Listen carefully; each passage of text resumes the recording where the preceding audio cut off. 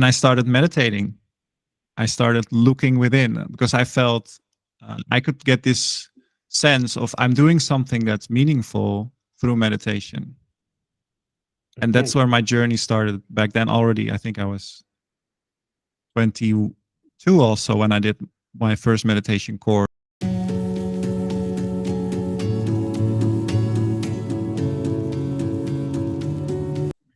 Good morning, good afternoon, good evening, good night, wherever you are, all over the world. Thank you for joining in again for another episode of Kundalini Awakening, from Karma to Dharma. Today, I've got Dirk Broenink.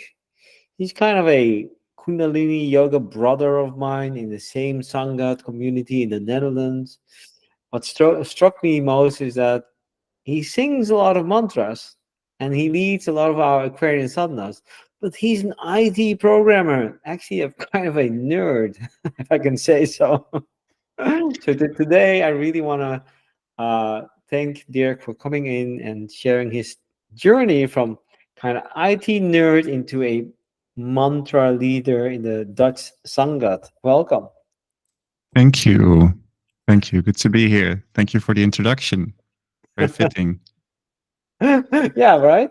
You do you feel like an IT nerd, or it's just that I still do feel like an IT nerd. Even I've done many hours of yoga and singing and ecstatic dancing or going to festivals. Part of me still feels like a proper nerd. And I think that's maybe also part of me that likes the technical part of Kundalini Yoga, the angles and the teachings, the mantras. And what does the nerd drink after his yoga session in the morning? I always drink tea, actually. Yeah, I'm not that type of nerd who drinks a lot of coffee. I do have those friends who are drinking only coffee the whole day. No sugar drinks, no No high sugar sugar. drinks. Kombucha I really love lately, which has some sugar in it. But kombucha is really great for my intestines, so I love to drink that. Yeah, it's actually fermented sugars, isn't it? There's fermented sugars in there, and it's still a bit sweet, yeah, depending how Yeah. long you ferment it. Yeah, yeah, yeah, yeah. Yeah, we also kind of stepped over to the kombucha things, and we even considering should we make it ourselves. Very good to do. It's not that hard, actually. Yeah, I don't think it's hard. No, no. Wow. Okay. Tell us about how a computer nerd life looks before Kundalini Yoga. Right. So I started in the video games world. When I was 17, there comes this moment where the society is saying to me, now you have to choose what you're going to do for the rest of your life. They say that to you. Very interesting question to get it at 17, by the way. And I didn't know what I wanted to do at all. But I liked kind of escaping in the video game world. This is what I enjoyed. And I got creativity in there because sometimes I would make my own games, small modifications to existing games. And sometimes people would really like that. And I really enjoyed that moment where I make something and other people enjoy it. So you code games yourself? That's how I started as a programmer. Exactly like that.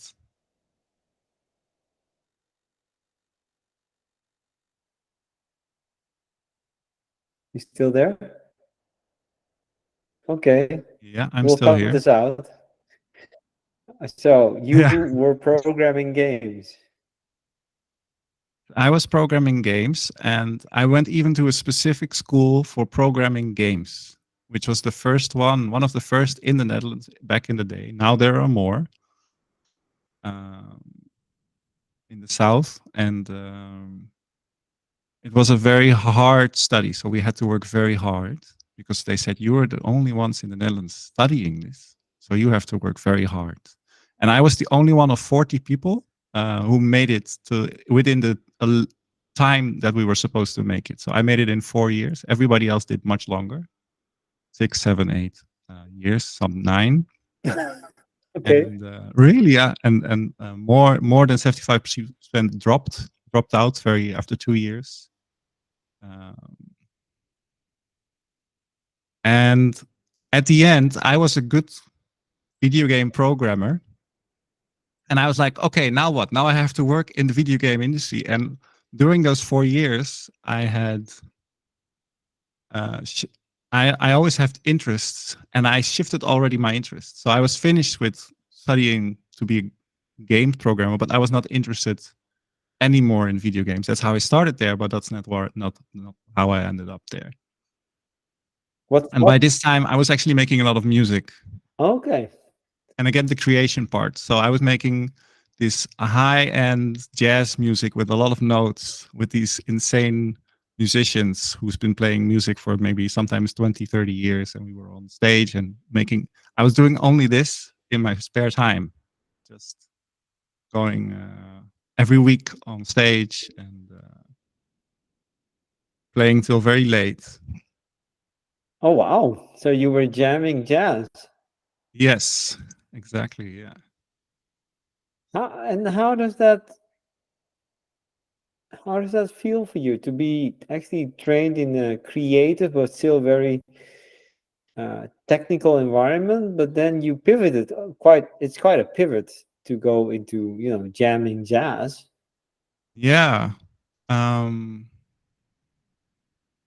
it's a very good question.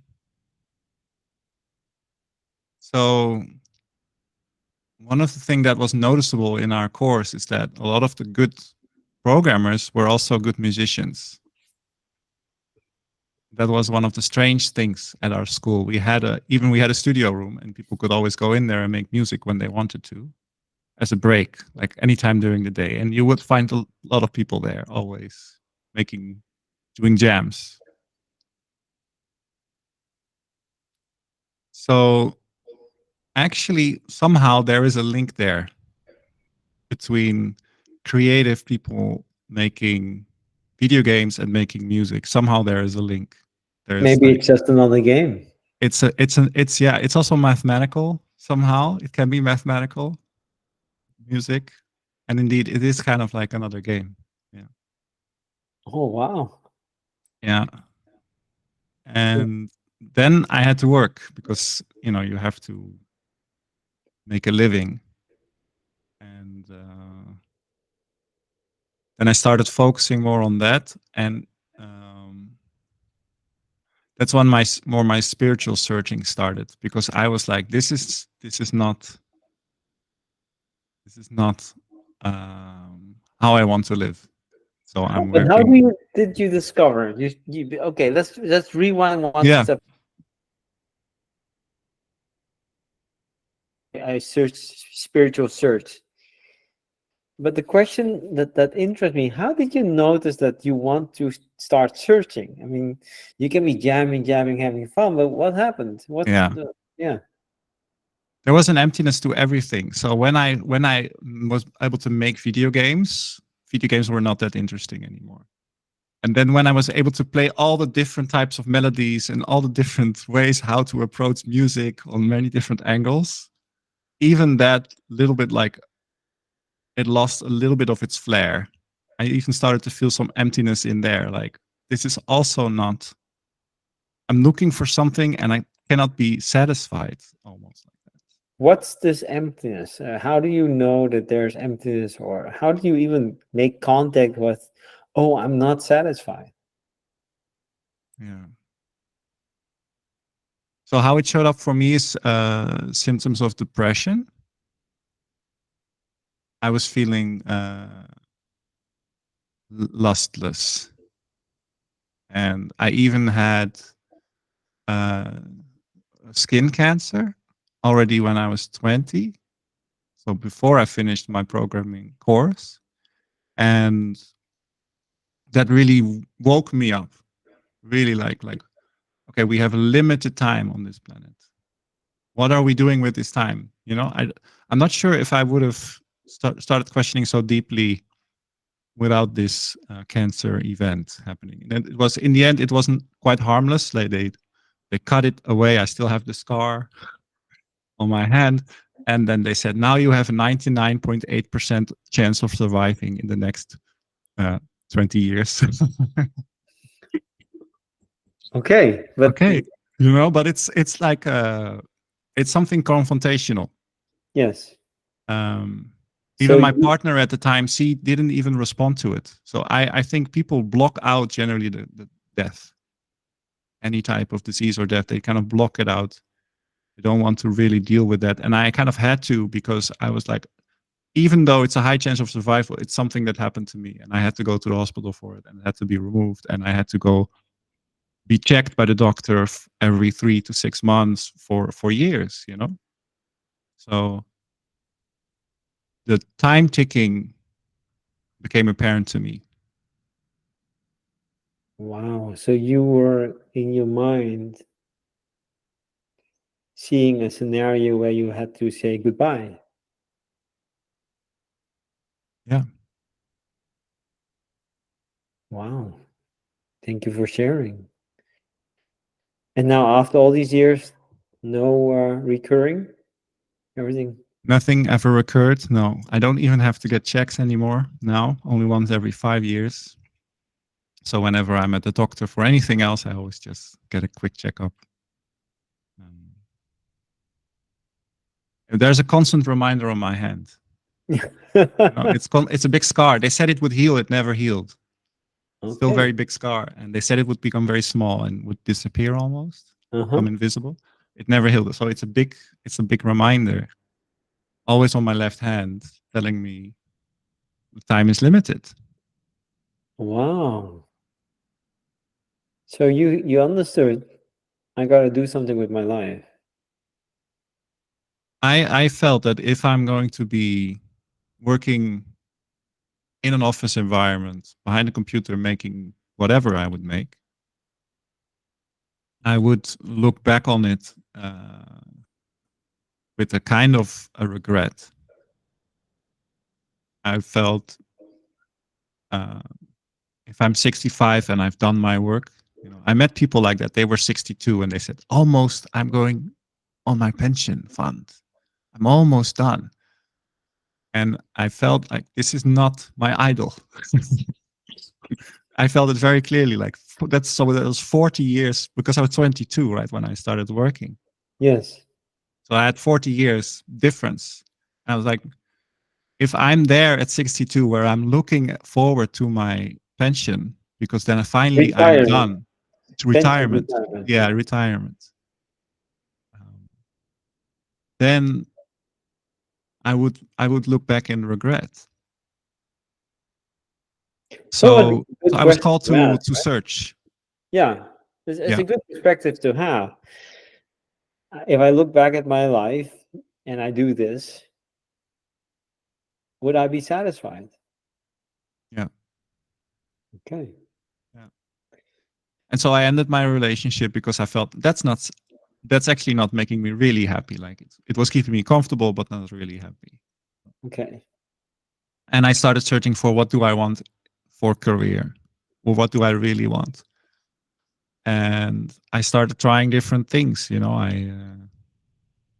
I biked food on the bike around. Home Um, delivery. Home delivery. I was teaching piano lessons. I was teaching programming lessons. I had some teaching yoga. I was traveling sometimes on very little money, like very low money, uh, and work in places where you can, and then live there for free in exchange for working. Hitchhiking, trying to hitchhike there to spend as little as possible. And I started meditating. I started looking within, because I felt I could get this sense of I'm doing something that's meaningful through meditation. And Okay. that's where my journey started back then already. I think I was 22 also when I did my first meditation course, and then it was Zen. How was that? How was Zen? So uh, actually, I've always been super skeptical person, like from a very intellectual family. and scientific minded, and I was also approaching it a little bit rationally, especially in the beginning. And I saw that some people they got stuck a little bit there. They were meditating a lot, but they were getting stuck in their victim mode about their life. So every time they did the sharing at the end of the meditation, I didn't see a lot of very good patterns. I just saw like, oh, they're stuck in their I'm not mental good negative enough. chatter. Yeah, and they keep feeding that by talking about it and putting attention on it. And they started talking about, very funny if I look now, very funny. They started talking about chakras, right? In week 5 or 6, I was doing this course, and I was like, this is crazy. These people are mad. They're talking about their negative feelings. They're talking about energy systems in bodies. And I was like, I have to get out of here. So that was really my start of my search, because then I left. And it's funny because now I'm a yoga teacher and I read about this stuff and it's very interesting to me. Chakras. It's all very interesting. I'm super interested in that stuff. But this was What got back you in the back? beginning. So what got you back? You walked away, and then what got you I back? walked away and very unsatisfied in my job. It's like a midlife crisis at 23. You have to imagine it something like that. Oh wow. You know, and some people say that's my generation. I'm 33. I'm born in 1990. Some people say that's the new generation has their midlife crisis in their 20s. That's what people say sometimes. I don't know if it's true, but it was true for me. I don't know if you're still there. Now it's better again. So Is that your or my internet connection? it could be mine even. That's very weird. I don't, Mine has been very good all okay. day, and I'm on a I'm wire, gonna. so Oh, I you're don't on think. wire. Let me just pause. Then maybe I have to. I cannot pause recording. Okay, let's just move me. Cut it out. We'll cut it out. Yeah, we'll cut it out. Just continue. Okay, so that's Okay. my generation. You said that's my generation. We have a. Yeah, some people are saying now to me who I meet, they're telling me that my generation is having their midlife crisis at 25. Like they're calling it quarter life crisis, right? Um, and that's true for me. That is my truth. Like I was very searching very deeply. Okay. And Um, what did it bring? This crisis. What did it bring you, or how do you get out? yeah, yeah. Well, I found out if I want to follow my path, this was in the beginning, I have to be not attached. So I went to live in an unattached way. So live only in a very cheap place, and maybe they could kick me out in just a few weeks' time. But that risk I would take, I would say I'm not attached. I'm not investing in my place. I'm uh, going from experience to experience. You wanted to be free. I wanted to be free and I wanted to follow my calling every moment. I didn't want to be limited to follow my calling by having, let's say, a house or a mortgage or a very demanding job, or uh, even the concept of being in the same cultural space all the time was to be a limiting idea. So to be all the time in the Netherlands, that's to be limited by the cultural ideas of the Netherlands. And I wanted to be free and I wanted to know the truth. So the truth is beyond the cultural limits. So I needed perspectives from other cultures in order to be able to see the truth. Wow. And you realized that at the 25 age. Yes. This was Oh, the kind of stuff that I was very much into in that age. Yeah. To look beyond the cultural limits. Yeah. okay. Where did it bring you? Even India, you know, even to India. And some. Let's start first with there was some dancing festival in the Netherlands, and there was one class of Kundalini Yoga, and I was just counting. It's 9 years ago, and I experienced a lot of energy, enthusiasm, connection to spirit through that class. I didn't call it spirit back then. I would just say I feel very good. I feel very good. What's going on? Yeah. So I was 25, I think. So 8 years ago, 8 or 9, doesn't matter. Back in those days, and I was so intrigued that I said to the universe, I want this experience more, and so it started coming to me more. So I ended up living in a living community where there was a Kundalini Yoga teacher. And she was combining it with other types of yoga. So she was teaching 2 classes per week, and I was joining her classes. And she said, "Oh, you should also teach." So I started teaching, and I read some Yogi Bhajan quote that said, "If you can do sadhana for 40 days, you can teach." So I did sadhana for 40 days, and then I was teaching. Oh, wait, now you're going really fast. So the nerd goes through his depression, his quarter life depression. Mm, One time hits Kundalini. You didn't yeah, try to research, describe it, because you say you come from a very yeah. mental family. So how does that like kind of um, how did you approve this kind of experience then? How did I? Yeah, I had gone through a kind of shift in those years before that, where I realized if I want to be happy, I have to let go of the questioning. That's profound. No more questioning. No more In, questioning. No, Instead, you doing what I want to do. so you go for experience. Go for experience, and then trust that whatever they're saying, it's true. Quite radical, Everything they're saying, it's true. That was my how I approached it, which was kind of the opposite from how I was raised. Which was everything they're saying is not true. Exactly. Wow. How was your relationship with family then at that time? Mhm. How was my relationship to my family at that time? Well, I started losing friends. That's what it started with. I started losing friends because I had ideas and I couldn't even bounce my ideas with my friends. I couldn't even discuss that my ideas. Um, Hmm.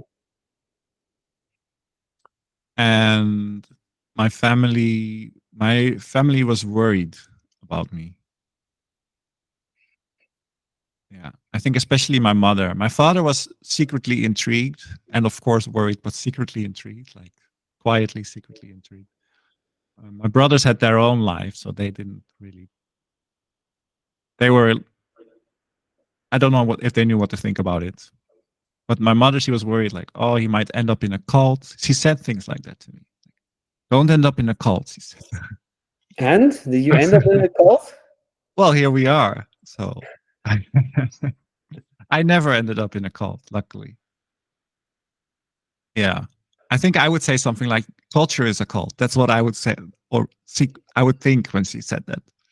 Like culture is just a cult. So would be my kind of defense against this. So now you're quite active in the Kundalini Yoga community, right? You were just playing mantras and leading the morning practice, which is what we call the sadhana with the Belgian uh, festival. Yeah. It was nice to see you sitting there. Um, what makes us not a cult?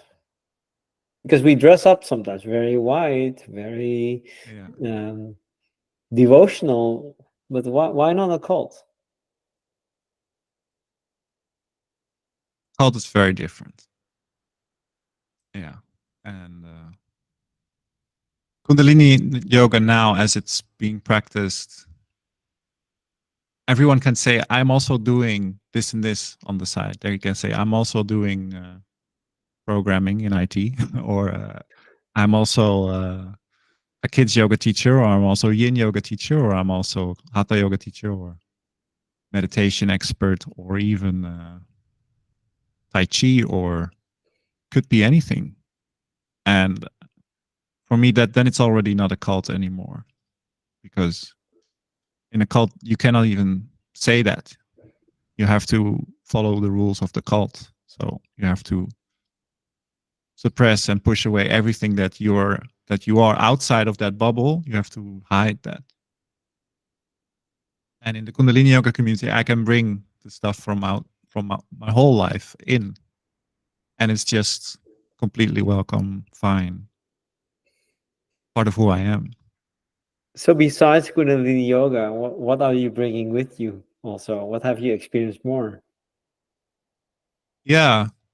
So I've in the same time in my life that I experienced Kundalini Yoga, I also went to Vipassana meditation retreats. What is that? And those are the very intense 10-day meditation retreats where you meditate the whole day from 4:30 in the morning till about 9 in the evening. And you just have Okay. short breaks. And they say, if you want to really get the benefit of this teaching, you have to let go of everything else. And in Kundalini Yoga, they say the same, right? Guru Gyan says the same. If you're digging for oil, don't dig in many different places, dig in one place. So that's one of the things that I bring with me is I've done a lot of hours of Vipassana meditation as well.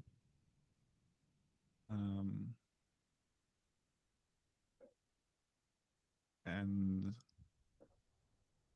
I've been interested in the scientific research behind it. So I read the books on the neuroscience of of meditation, and research around mindfulness, because mindfulness actually comes from Buddhist meditation. So the meditation I do is a Buddhist practice, and mindfulness actually comes from there. So something that a lot of people know now, mindfulness actually comes from a very specific Buddhist lineage, and that's one of my interests. Yeah. That's kind of interesting, right? From programming games, jamming jazz, not feeling fulfilled or still feeling some emptiness. Yeah. I just need to make an interruption. I need to Yeah. plug in here.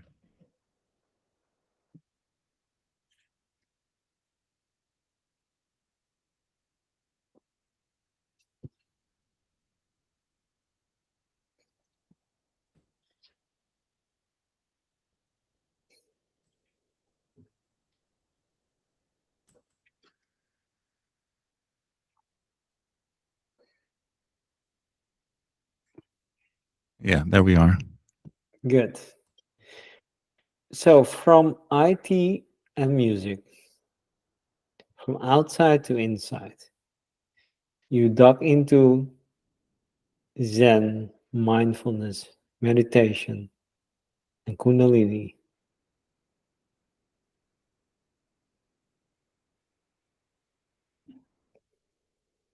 What's next for you? That's actually a great question.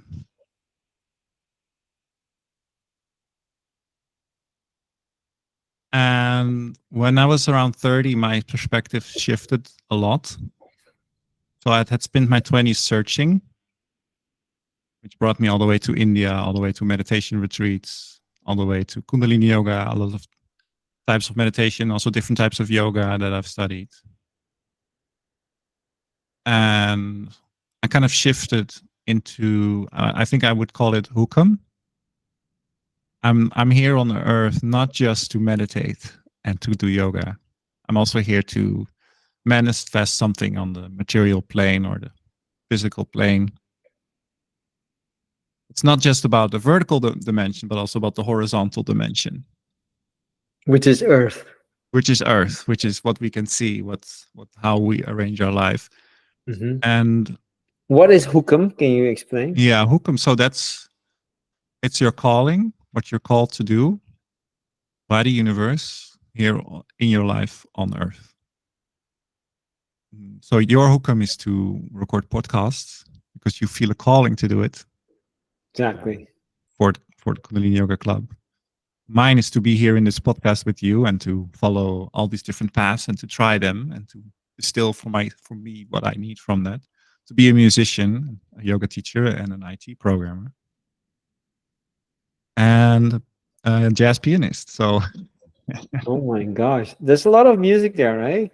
yeah, Now, when did you discover the mantra music? yeah. I went to uh, a Kundalini Yoga community in France, and part of the daily practice was to sing these mantras at lunchtime. And that's why I really discovered the power. And they started speaking to me. I think before that I'd heard them here and there,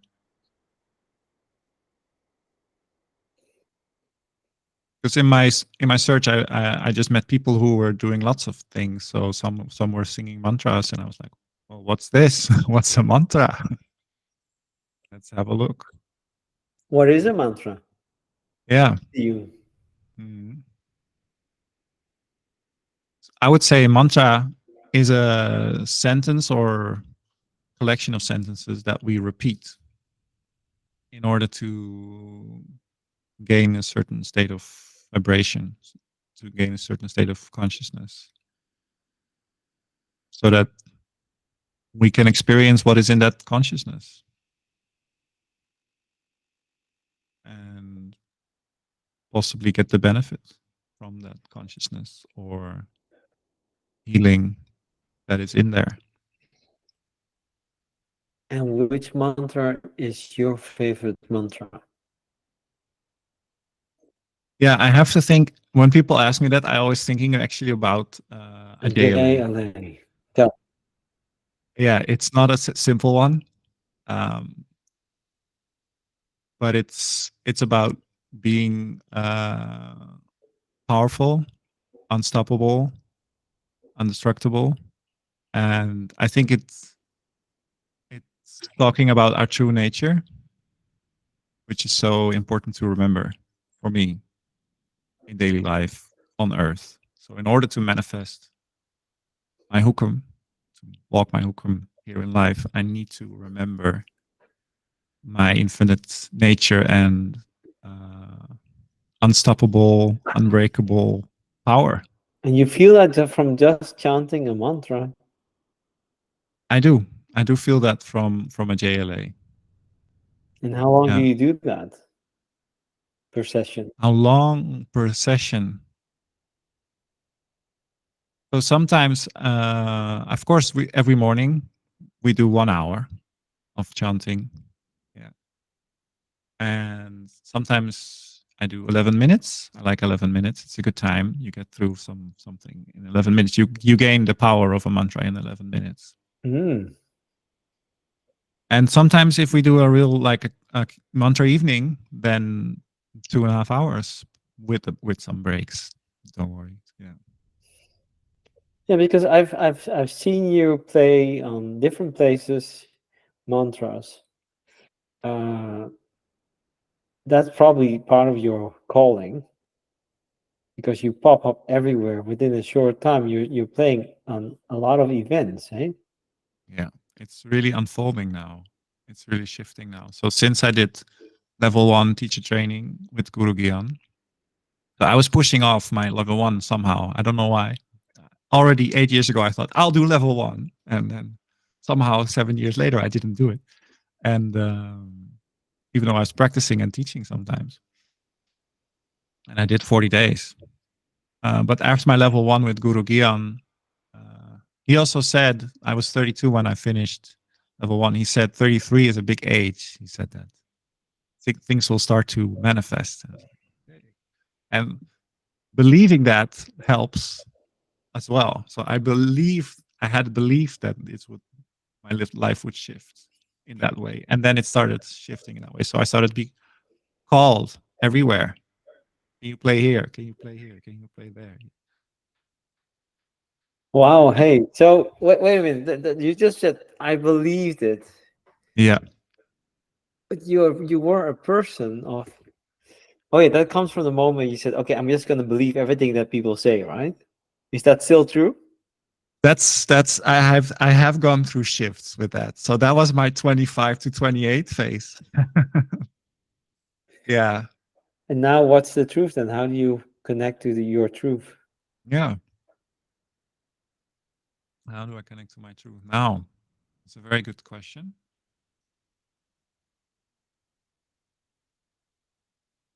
So now I feel the state of consciousness that someone is in, and I connect to that. So if someone is emanating kind of light or a feeling of uh, lightness, of calm, happiness,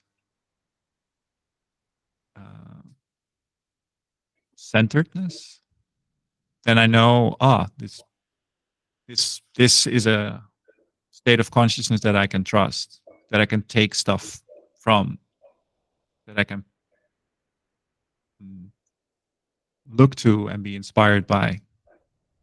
And it doesn't mean I have to take everything, you know. Sometimes I have to trust maybe everything, like, okay, for this process with this person, with this teacher, I need to kind of trust him fully. With Guru Gian, he's coaching me now, every 2 weeks. Sometimes I have to just really trust what he's saying and just do it. Because if I go doubting that, then I will be completely stuck and stuck in the same place. And sometimes I just trust him.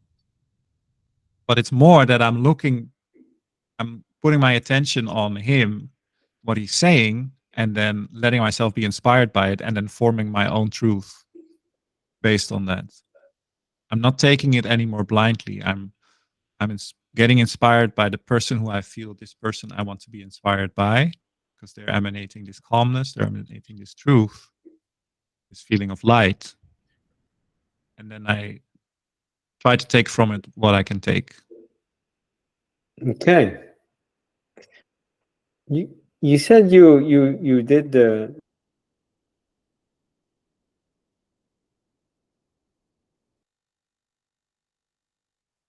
even within the Kundalini Yoga, you were first doing some yogic practices for 40 days. You started teaching. 7 years you were not a teacher level one, and then you did the teacher level one. What did that bring you? Just to been through that process. Yeah. So that was a big deepening.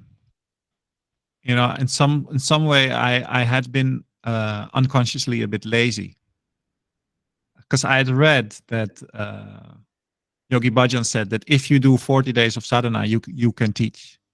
He said that somewhere, and I read that. I happened to read that, and I had spent time living in living communities where we were living in high vibration, let's say. So I was a little bit arrogant unconsciously, like, oh, I'm living in high vibration. I'm okay. I don't need so much from the outside anymore now. And then there was this calling to go more into life, instead of living in this high vibration, also living in manifesting the life that I want In the earthly plane, in right? the earthly plane. So yeah, not going from one spiritual community to another, and but also getting back into the city life, the work life, etc. Yeah, I even missed it. Uh, I kind of missed being able to go, for example, to a restaurant, You because I never didn't? had money for that. I had no reason to go. Like, why would I go to a place with a lower vibration if I can be at home and we can cook together and make a nice mantra singing together while cooking, and you know. And why But would you go to a yeah, because I felt a calling to go to the. I think I had to reconnect with my past. because there's a part of me that also just loves being in a restaurant, and that part I had left behind. In order to fulfill my soul, I had to leave one part behind. And this was a big part because it was also connecting to my parents and my friends from that before that time. And there was, I kind of missed it. I missed being in touch with this part as well. I was Okay, like, so oh, you kind of went looking for a balance between the spiritual and earthly plane. yeah, yeah, exactly. I even contacted some of my friends from that time, visited one or two of them, and uh, I got a job, but which was more responsible. And in the real world, I had to go through different uh, companies for this job and different places, and I got a driver's license. So I think I was 32 when I got my driver's license, so last year, and I started living in the same place. Not so much. I was sick of moving, and I felt like if I stay in the same place, I will also find something in myself, but something else, not a high vibration or a good feeling or a connection to universal consciousness, but uh, a groundedness, a calm in myself, just by being in the same place, kind of being familiar with myself, my earthy self, my human self. Yes, this is a kind of an act of finding balance, right? You come from very let's say heavy or low vibrations of earthly life. You say that's not it. It doesn't fulfill me, and then you go all the way to the spiritual plane. You only sing. You maybe do a lot of ecstatic dance and this what they call airy fairy things, but that's also not fully it, right? And Right, that's what I exactly. like so much that Guru Gyan says. We're not here, we are spiritual beings anyways, but we're here to manifest life also on on the earthly plane. There is a calling, there's a hukum, there's a reason for being. And if you can tap into that reason, life makes sense, doesn't it? What I like to say is hukam is what makes us human. That's why the Interesting. words are so similar. It's why we came here. It's why we choose a human life in order to manifest between the earthly and the spiritual plane, not in one or the other. We're not here to escape the earthly plane, also not to get lost on it. Very powerful. Hey, but so you did level one, and after that, because you're being coached by Guru Gyan, what's that? Yeah, so I decided I wanted to go deeper, and I didn't feel the level 2 yet. I was like, no, not now. I don't know why. It was just a small voice saying, not now. And then was this opportunity to go into a deeper program with Guru Gyan, which was the Master of Two Worlds, he calls it, which is exactly about combining the earthly and the spiritual realm. And he combines it with the coaching. And it's invite based mostly.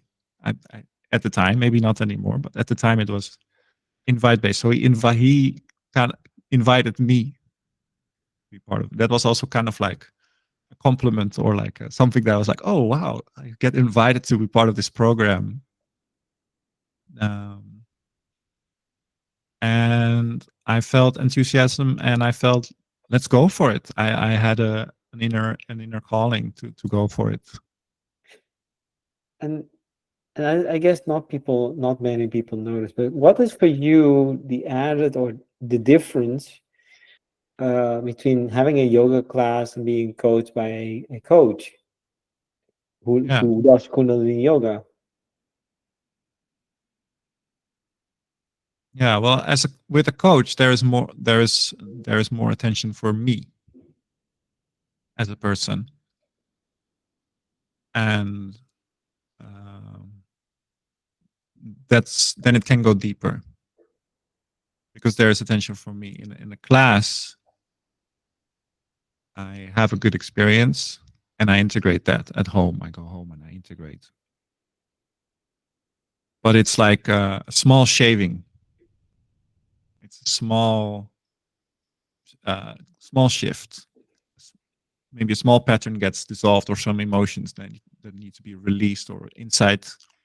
But in order for very deep pattern shifts, which is more my kind of calling, a little bit my style, as you can notice in my story, that big shifts. In order for have a big shift, there needs to be like a one-on-one attention and goal setting and multiple sessions, and you work towards goals between the sessions. Yeah. Okay, with even more purpose. No more free discovery. That sounds More like it. purpose and more fire. Wow. How does your life feel now for you versus the life as a jazz jammer and a game programmer? Yeah.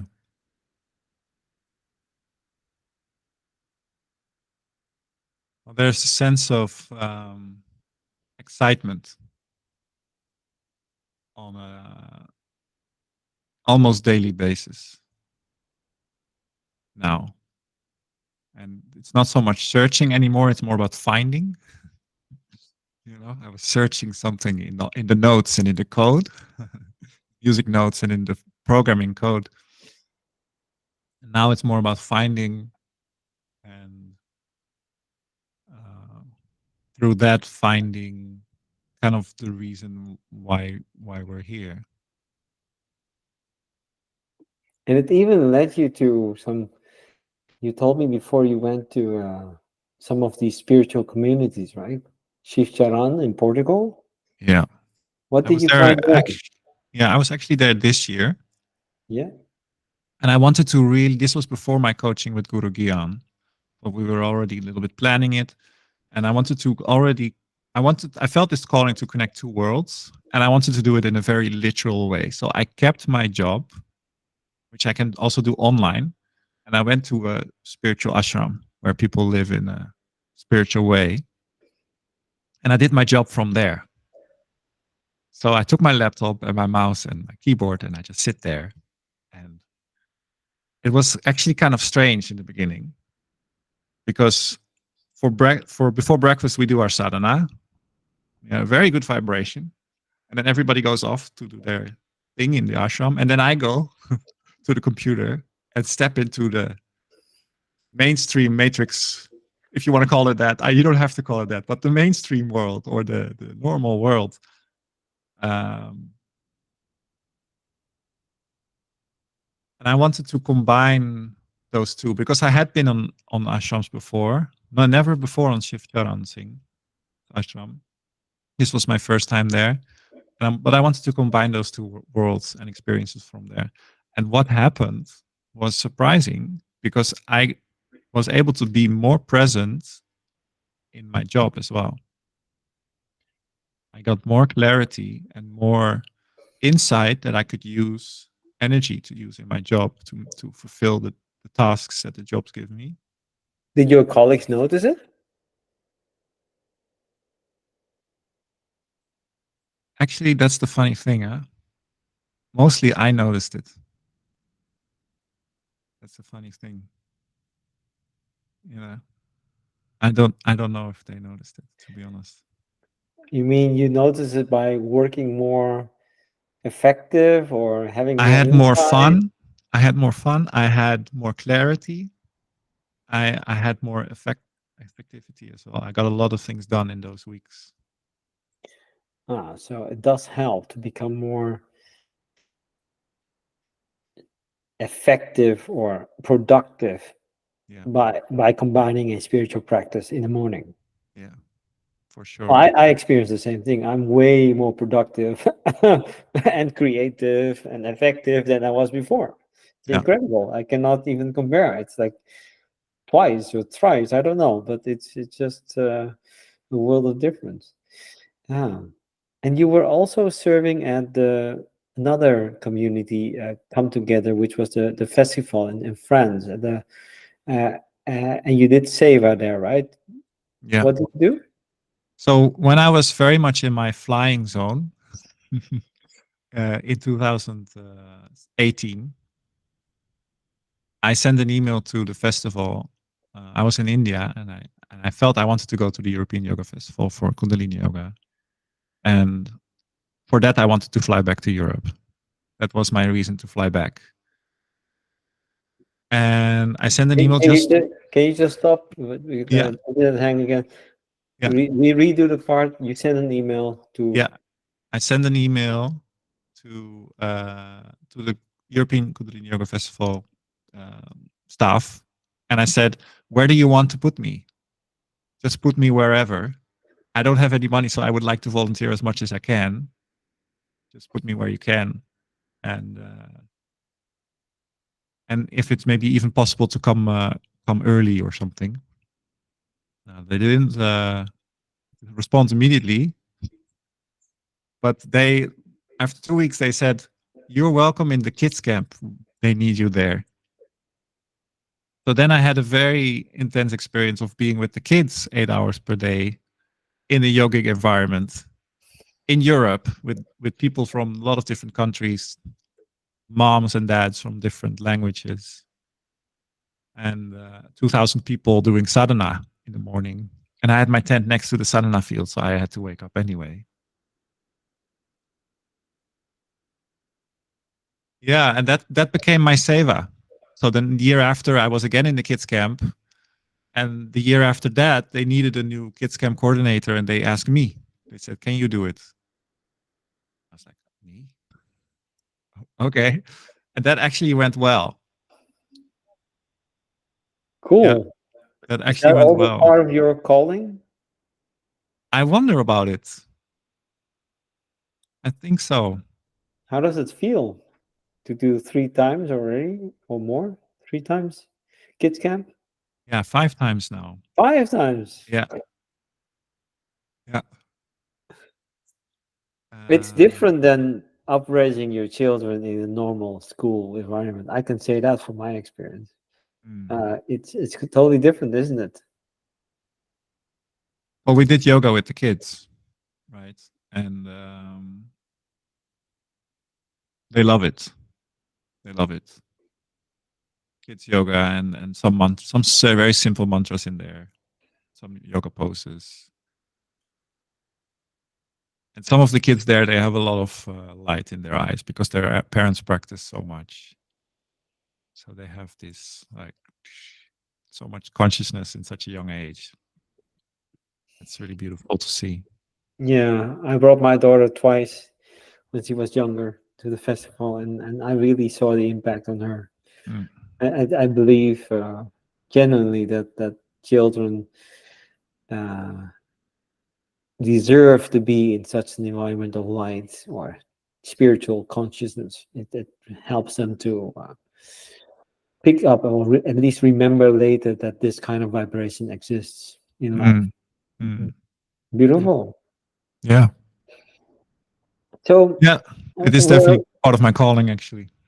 well, it comes 5 times to you, and Yeah. you're not saying no, I guess, right?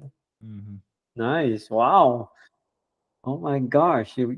For me, it feels like you're playing the different games of life, and in that you experience your own creativity, your ability to play, your ability to co-play. Now we're coming to an end. I want to ask you, like I always do, but now let's talk to these young men. Let's talk to them.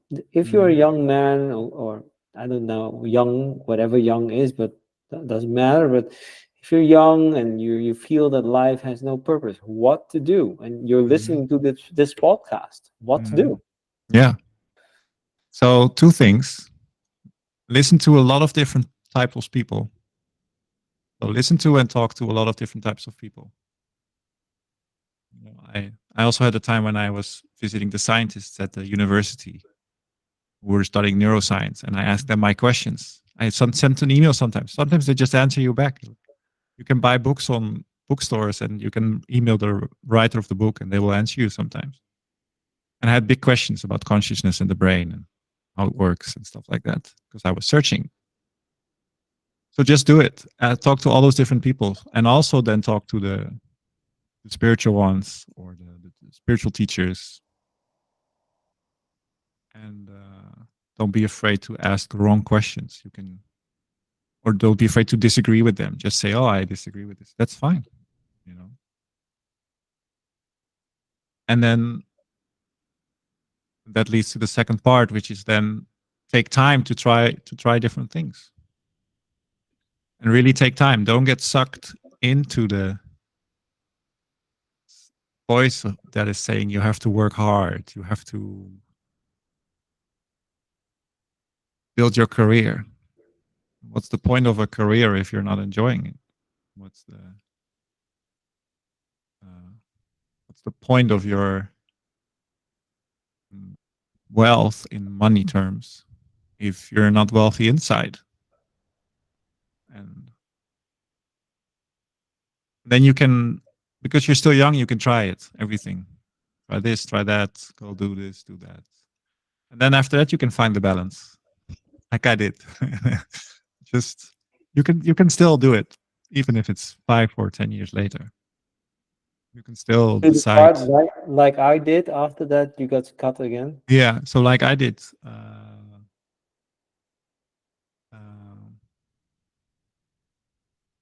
you can still do it. That's what I want. That's what I said. You can still you can still get a job after that. You can still uh, build a career after that. But now you found something inside that you appreciate, and you know what life is about. Hopefully, probably, and then you can do it from there, from that place. Then it's a very different experience. Then you're not doing it because you're supposed to, or because that's a good thing. What the mind is saying, good thing. You've been 11 years on it, since 22 to Yeah, 33 now. yeah. Was it worthwhile? Did you waste your time? It's been worthwhile completely. Yeah. With that, I wanted to thank you because I very much agree with you. It's very